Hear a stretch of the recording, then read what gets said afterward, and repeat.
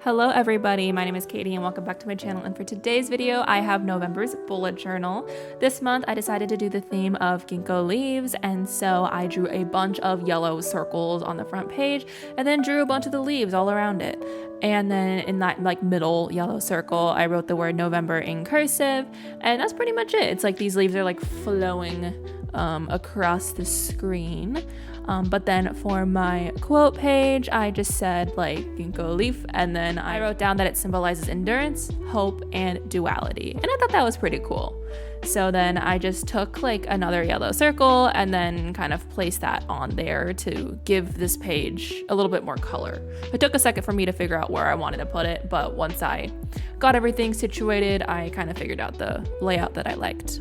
Then moving on to my mood tracker, I copied and pasted last month's, and then, oh, by the way, I also went back and I added little stems to the front page. But then I copied and pasted those ginkgo leaves, and then I just put them all around that page so that there's 30 of them, because there's 30 days in November, and so I just kind of moved them around, rotated them so that they look a little different, but essentially I used the same 10 times 3 to make 30.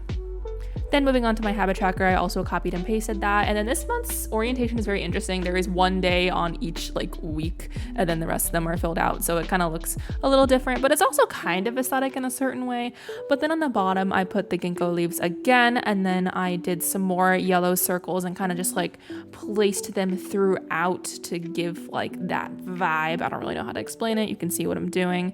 And then same thing for the sleep tracker and the highlight of the day. I copied and pasted, and then I changed my highlights to be a yellow and a gray.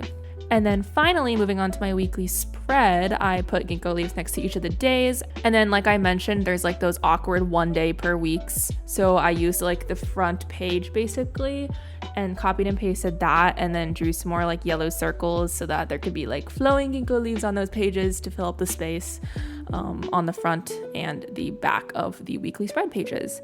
And then that's pretty much it. I hope you enjoyed this month's bullet journal spread. If you did, please make sure to give it a thumbs up, subscribe down below because I post videos every single Sunday, and I hope to see you back again next week.